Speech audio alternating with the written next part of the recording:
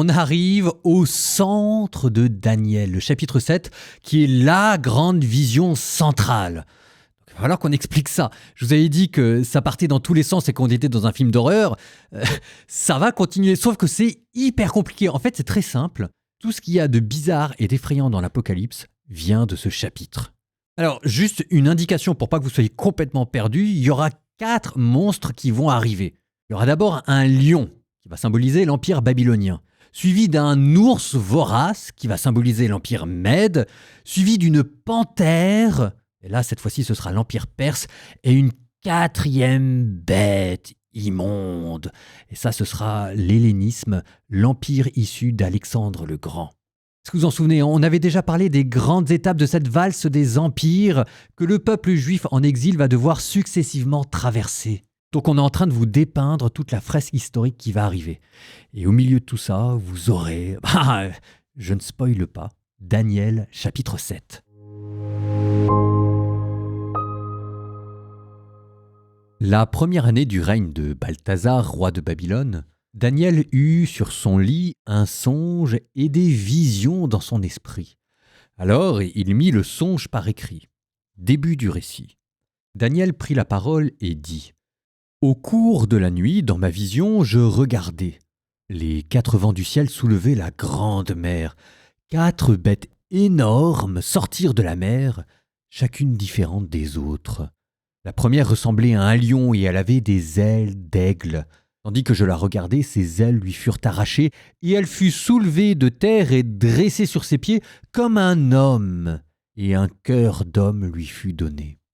La deuxième bête ressemblait à un ours. Elle était à moitié debout et elle avait 3 côtes d'animal dans la gueule, entre les dents. On lui dit « Lève-toi, dévore beaucoup de viande ». Je continuai à regarder, je vis une autre bête qui ressemblait à une panthère. Elle avait 4 ailes d'oiseau sur le dos, elle avait aussi 4 têtes, et la domination lui fut donnée. Puis au cours de la nuit, je regardais encore, je vis une 4e bête, terrible, effrayante, extraordinairement puissante. Elle avait des dents de fer énormes. Elle dévorait, déchiquetait, piétinait tout ce qui restait. Elle était différente des 3 autres bêtes et elle avait 10 cornes. Comme je considérais ces cornes, il en poussa une autre, plus petite au milieu. 3 des premières cornes furent arrachées devant celle-ci et cette corne avait des yeux comme des yeux d'homme et une bouche qui tenait des propos délirants. Je continuai à regarder. Des trônes furent disposés et un vieillard prit place. Son habit était blanc comme la neige et les cheveux de sa tête comme de la laine immaculée. Son trône était fait de flammes de feu avec des roues de feu ardent. Un fleuve de feu coulait qui jaillissait devant lui. Des milliers de milliers le servaient, des myriades de myriades se tenaient devant lui. Le tribunal prit place et l'on ouvrit des livres. Je regardais. J'entendais les propos délirants que vomissait la corne. Je regardais et la bête fut tuée. Son cadavre fut jeté au feu. Quant aux autres bêtes, la domination leur fut retirée, mais une prolongation de vie leur fut donnée pour une période et un temps déterminés. Je regardais au cours des visions de la nuit, et je voyais venir, avec les nuées du ciel, comme un fils d'homme. Il parvint jusqu'au vieillard, et on le fit avancer devant lui, et lui fut donnée domination, gloire, royauté. Tous les peuples, toutes les nations et les gens de toutes langues le servirent. Sa domination est une domination éternelle qui ne passera pas, et sa royauté, une royauté qui ne sera pas détruite. Moi, Daniel, j'avais l'esprit angoissé car les visions que j'avais me bouleversaient. Je m'approchai de l'un de ceux qui entouraient le trône et je l'interrogeai sur la vérité de tout cela. Il me répondit et me révéla l'interprétation. Ces bêtes énormes, au nombre de 4, ce sont 4 rois qui surgiront de la terre. Mais ce sont les saints du Très-Haut qui recevront la royauté et la posséderont pour toute l'éternité. Puis je l'interrogeai sur la 4e bête, celle qui était différente de toutes les autres, cette bête terriblement puissante, avec ses dents de fer et ses griffes de bronze qui dévoraient, déchiquetaient et piétinaient tout ce qui restait. Je l'interrogeai sur les 10 cornes de sa tête et sur cette corne qui lui avait poussé en faisant tomber les 3 autres devant elle, cette corne qui avait des yeux et une bouche qui tenait des propos délirants, cette corne qui était plus imposante que les autres. Je l'avais vu faire la guerre aux saints et l'emporter sur eux, jusqu'à la venue du vieillard qui avait prononcé le jugement en faveur des saints du Très-Haut, et le temps était arrivé où les saints avaient pris possession de la royauté. À ces questions, il me fut répondu « La 4e bête, c'est un 4e royaume sur la terre, qui sera différent de tous les royaumes. Il dévorera toute la terre, la piétinera et l'écrasera.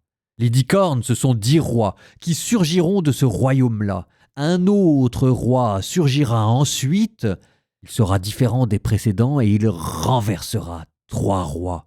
Il prononcera des paroles hostiles au Très-Haut, il persécutera les saints du Très-Haut et il entreprendra de changer la date des fêtes et la loi. Les saints seront livrés à son pouvoir pendant un temps, des temps et la moitié d'un temps. Puis le tribunal siégera et la domination sera enlevée à ce royaume qui sera détruit et totalement anéanti. La royauté, la domination et la puissance de tous les royaumes de la terre sont donnés au peuple des saints du Très-Haut. Sa royauté est une royauté éternelle et tous les empires le serviront et lui obéiront. Ici finit le récit. Moi, Daniel, ce que je pensais m'épouvanta fortement et mon visage changea de couleur. Je gardai dans mon cœur ces événements.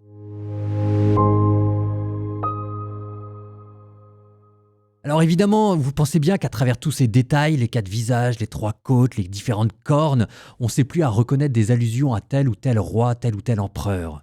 Je ne vais pas vous les donner parce que sinon, là, je vous jure, je vous perds. Nous, on va plonger tout de suite au centre de cette vision. Le centre, c'était au verset 9, je continue à regarder, des trônes furent disposés et un vieillard prit place. Son habit était blanc comme la neige et les cheveux de sa tête comme de la laine immaculée. Et puis, verset 13, je regardais au cours des visions de la nuit et je voyais venir avec les nuées du ciel comme un fils d'homme et il vint jusqu'au vieillard.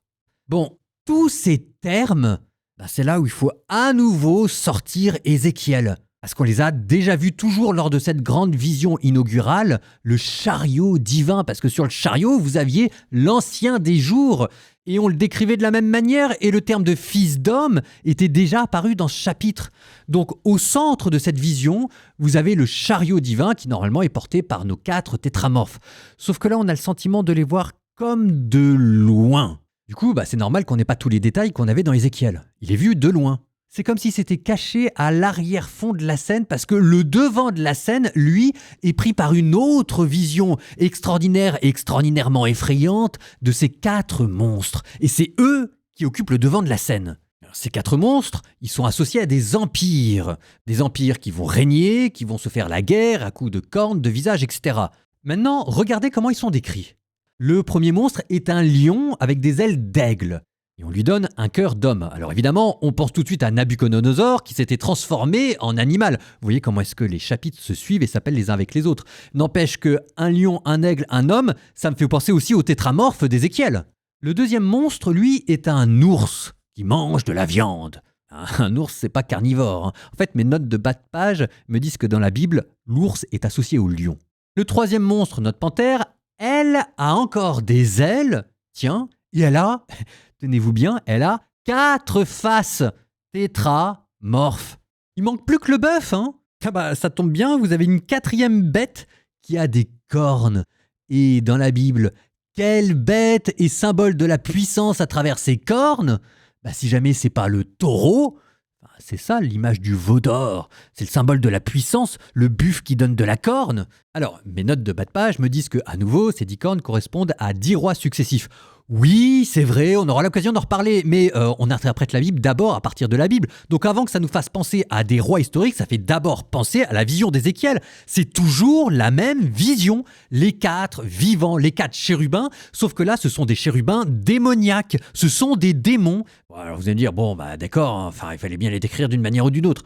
Je crois pas que vous ayez encore vu ce qu'il y avait derrière. Laissez-moi tout remettre dans l'ordre. On a, au loin, un chariot divin, le trône de Dieu, et devant la scène, les 4 bêtes. Eh ben, essayons de les mettre en correspondance et vous allez voir. Notre chariot divin, normalement, tout au-dessus, il y avait un trône qui était posé comme une mer de saphir qui représentait le firmament. Ça, c'était dans Ézéchiel. Bah là, vous l'avez la mer, mais elle est tout en bas. Et la mer n'est plus le symbole du ciel, mais de la mort. Dans Ézéchiel, notre chariot divin, cette mer de saphir, était portée par 4 tétramorphes qui étaient animés d'un souffle d'un esprit. Là, vous avez eu 4 monstres qui venaient de cette mer parce qu'elle était agitée par 4 vents. Mais des vents, cette fois-ci, morbides. Là où je veux en venir, c'est que ces 4 monstres qui surgissent d'une mer agitée par le vent, ça reprend complètement, mais de manière inversée, le chariot, le trône divin. Et bien ici, vous avez la vision d'un trône démoniaque. Il manque juste 2 petites choses à notre trône démoniaque, ce qu'il y a tout en haut et ce qu'il y a tout en bas. Ce qu'il y a tout en bas, c'est ce qui est censé trôner sur ce siège démoniaque, qui est caché dans la mer. Là, on ne vous le décrit pas. Un peu comme dans la religion mésopotamienne où vous aviez Tiamat, la déesse des eaux primordiales du chaos qui, au fond des mers, l'agitait de son haleine de mort pour en faire surgir des hydres, des dragons et des monstres infernaux. Ici, on ne vous décrit pas ce qu'il y a dans la mer. Il faudra attendre l'Apocalypse. Mais n'en doutez pas, il y a quelque chose dans la mer. Donc ça, c'est ce qui manque tout en bas. Et ce qui manque tout en haut, c'est nos roues. Souvenez-vous, dans le chariot divin, il n'y avait pas seulement des tétramorphes, il n'y avait pas seulement un firmament, il n'y avait pas seulement un trône, il y avait des roues qui permettaient à ce trône de se déplacer. Et bien ici, ces roues, elles sont quand même là. Ce sont ces empires humains animés par ces monstres qui vont gouverner la terre. Il y aura des roues, l'empire babylonien, l'empire perse, l'empire hellénique, qui seront portés par des bêtes immondes, des sortes d'antichrists, des puissances démoniaques qui vont les animer, elles-mêmes suscitées par un vent qui vient de la mer, le royaume de la mort. Et dans cette mer, on ne sait pas très bien ce qu'il y a, mais comme une sorte d'être dont on n'ose pas dire le nom.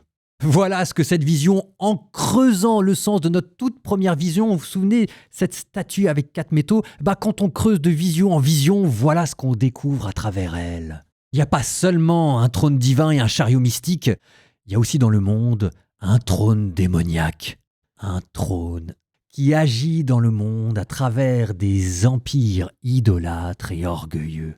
Ah! Quand je vous disais que notre songe initial, cette statue avec 4 métaux qu'avait vu Daniel, elle allait ensuite devenir quelque chose de totalement hallucinant. Et on n'est pas allé jusqu'au bout de cette vision.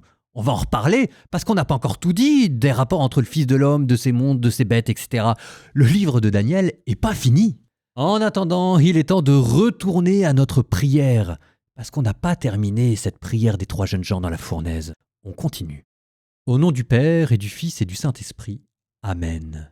Puis d'une seule voix, les 3 jeunes gens se mirent à louer, à glorifier, à bénir Dieu en disant « Béni sois-tu, Seigneur, Dieu de nos pères. À toi louange et gloire éternellement. Béni soit le nom très saint de ta gloire. À toi louange et gloire éternellement. Béni sois-tu dans ton saint temple de gloire. À toi louange et gloire éternellement. Béni sois-tu sur le trône de ton règne. À toi louange, gloire éternellement. Béni sois-tu, toi qui sondes les abîmes. À toi louange et gloire éternellement, toi qui sièges au-dessus des kéroubim. À toi louange et gloire éternellement.